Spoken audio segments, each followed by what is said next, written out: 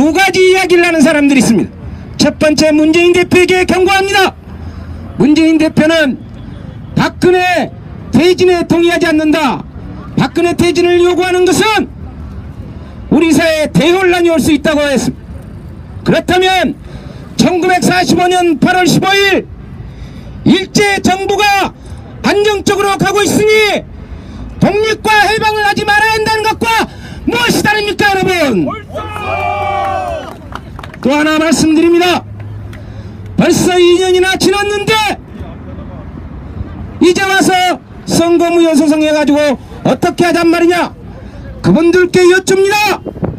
1910년 경술국치로 조선은 국권을 강탈당했습니다. 36년 동안 수많은 독립군과 애국지사들이 목숨을 바쳐가며 나라를 되찾기 위해 노고헌신을 했습니다. 그렇다면 36년 동안 그렇게 싸우신 분들의 뜻을 이해받지 않겠다, 이 말과 무엇이 다릅니까, 여러분? 부정선거는 국민주권 침탈 행위입니다. 그래서 결코 타협의 대상이 될 수 없습니다. 1993년 중앙선관위는 지방자치선거법, 국회의원 선거법, 대통령 선거법 이 세 가지를 통합해서 국회에 제출했습니다. 그래서 태어난 것이 통합선거법입니다. 국회 정치개혁특별위원회는 1년 동안 이 내용을 검토했습니다. 그리고 마지막으로 국회가 공직선거법 279기조에 달한 공직선거법을 제정하면서 전자개표기, 중앙선관위는 투표지 분류기라고 하고 있지만 국민의 정부 관보에 보면 명확하게 서술되어 있습니다. 전자개표기가 맞습니다. 전자개표기는 조작의 가능성이 있으니 보궐선거, 재선거, 연기된 선거, 증언선거 이 네 가지에 국한해서만 시범적으로 사용하라고 했습니다. 그런데 중앙선관위가 국민을 호도하고 국회를 무시하면서 사용을 하고 있습니다. 더 이상 전자개표기 사용해서는 안됩니다. 중앙선관위를 규탄해야 되지 않겠습니까, 여러분? 대한민국 공직선거법의 정신은 적법 절차의 원칙입니다. 국회가 공직선거법을 도입할 당시에 그나마라도 민주주의 선진국이라고 하는 영국과 미국 영미법을 도입했습니다. 그 영미법의 골자가 적법 절차의 원칙입니다. 이것을 풀어서 말씀드리면 고의가 아니라 실수라고 하더라도 절차상의 잘못이 있으면 당선 무효화시킨다. 우리 사회에 이 문화가 있습니다.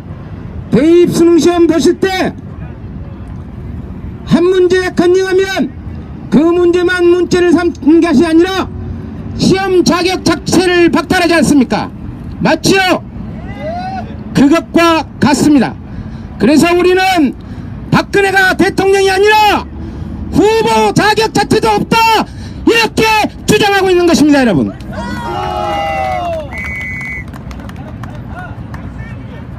어느 정도 말씀을 드리면 삭발이 거의 다 될 줄 알았더니 조금 더 시간이 걸리나 봅니다. 여러분, 이물이한 행진곡 다 알고 계시죠? 이물이한 행진곡 우리 삭발하는 분들에게 격려해 주는 의미에서 함께 부르도록 하겠습니다.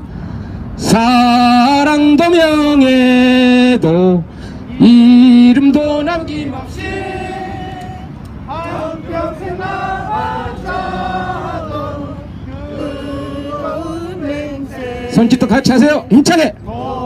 지는 간데 없고 깃발만 나붙겨 새날이 올 때까지 흔들리지 말자. 세월은 흘러가도 상처는 안다.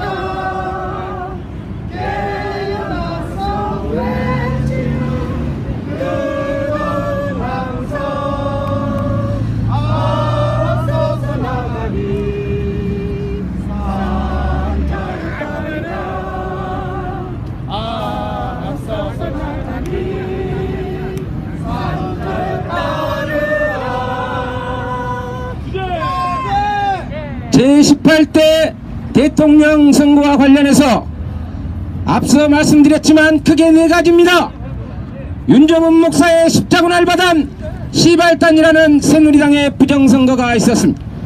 두 번째, 국가정보원, 기무사령부, 사이버사령부, 경찰청, 보훈청, 국가기관 총동원된 관건선거가 있었습니다. 국가기관이 선거에 개입하는 순간 내란죄가 성립이 됩니다. 세 번째, 박근혜 후보의 허위사실 유포죄가 있습니다.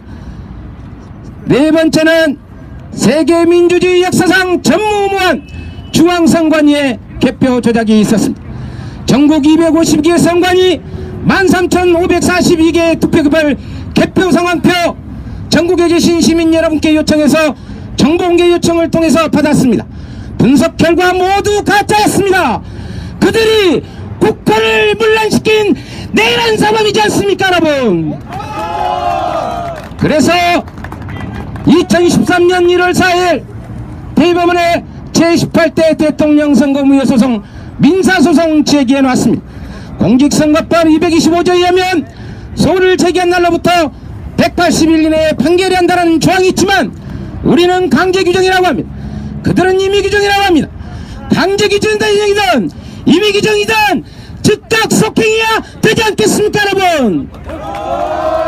그리고 180일 이내에 소송을 제기할 수 있는 형사소송 5월 9일 이명박, 박근혜, 김문성, 김능환, 이종우, 문상보, 댓글녀, 김하영, 이영명을 형법 제87조 내란죄, 동법 제91조 국헌문란죄, 동법 제122조 직무유기죄, 동법 제123조 권리행사 방해죄 및 직권남용죄로 고발 조치했습니다. 검찰은 29명 국헌문란 내란 사범들을 즉각 구속해야 합니다, 여러분. 이제 저도 삭발을 해야 하기 때문에 그만 끝내고 우리 박교일 선생님 한 말씀 하시겠다고 합니다. 큰 박수로 환영해 주시기 바랍니다. 안녕하세요. 자주평화 통일살자의 박교일입니다. 반갑습니다, 여러분. 박근혜, 누가 감히 그를 대통령이라고 하는가? 대통령이 맞는가? 그는 18대 대선 선거 조작 범죄자일 뿐입니다. 저 천리문관 못하는 박근혜는 누가 갑인지도 모르고 국민을 향해서 더 말로 더 할 수 없는 갑질을 하고 있습니다. 우리 국민은 도대체 누구입니까? 묻고 싶습니다. 이명박과 박근혜 두 사람이 저가입니까? 우리를 앞으로 이명박만 잡으면은 박근혜는 자동입니다. 여러분 동참해 주시겠습니까? 네, 그 다음에 김재현 선생님 말씀 한 마디 듣겠습니다. 네, 죄송합니다. 김진여 선생님. 김재현 선생님 맞아요. 나와주십시오. 네.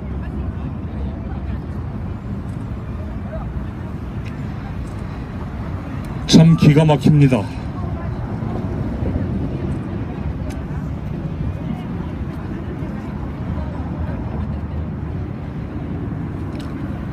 제가 문정현 신부님과 국회 앞에서 제주 강정해군기지 공사 중단을 촉구하는 삭발을 하고 이렇게 광화문에서 이순신 장군께서 내려다보는 이 자리, 세종대왕께서 바라보시는 이 자리에서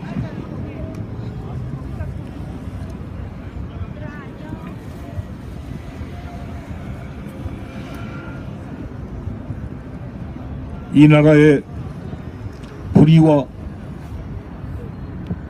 불법을 바로잡아야 된다고 하는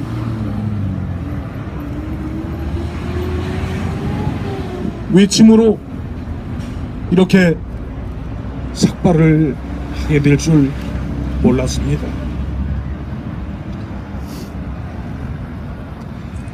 제 머리를 이렇게 자른 것이 서러운 것이 아니라 이 나라의 민주주의가 깨져나가고, 그리고 이 나라의 주인되는 국민이, 수많은 국민이 죽어나가야 되는 우리의 현실이 서러운 겁니다.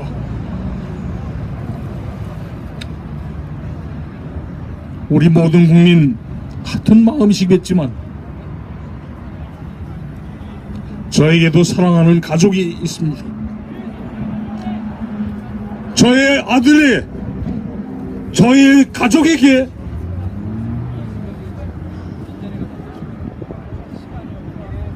지금 권력을 찬탈한 쥐새끼 같은 명박이와 그와 손잡은 박근혜가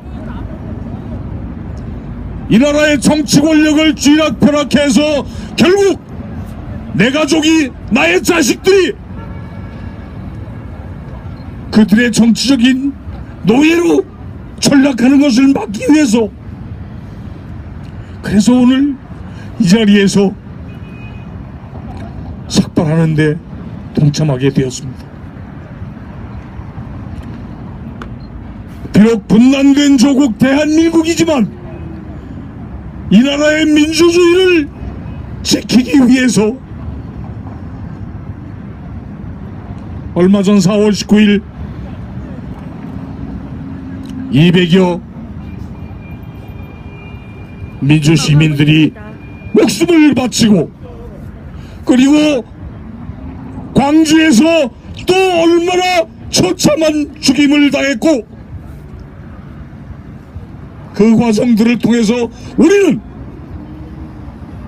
국민이 주인인 민주주의를 찬탈했던 그들을 응징하고 다시 이 땅의 주인이 되는, 국민이 주인 되는 세상을 만들고, 6.10 민주함성을 통해서 우리는 군사독재를 다시 뒤엎어버리고 이 땅에 국민이 주인이 다시 되었던 것입니다. 우리 지금 이런 상태로 계속 범죄 정치 수폭들에게 물려다니면 또다시 우리가 과거에 겪었던 군사독재 못지않은 슬픔과 고통을 당하게 된다고 하는 것, 다시 한번 우리 국민 여러분들 명심해 주시고,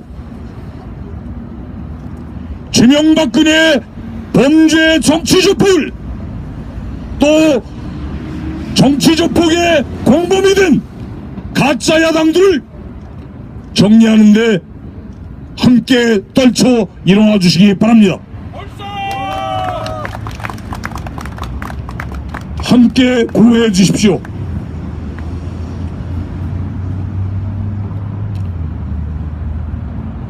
지명박근혜 정치조폭 닫아줘! 정치조폭 공범이 된 공룡야당 닫아줘! 반드시 우리의 민주주의는 다시 정상으로 우리 국민의 힘으로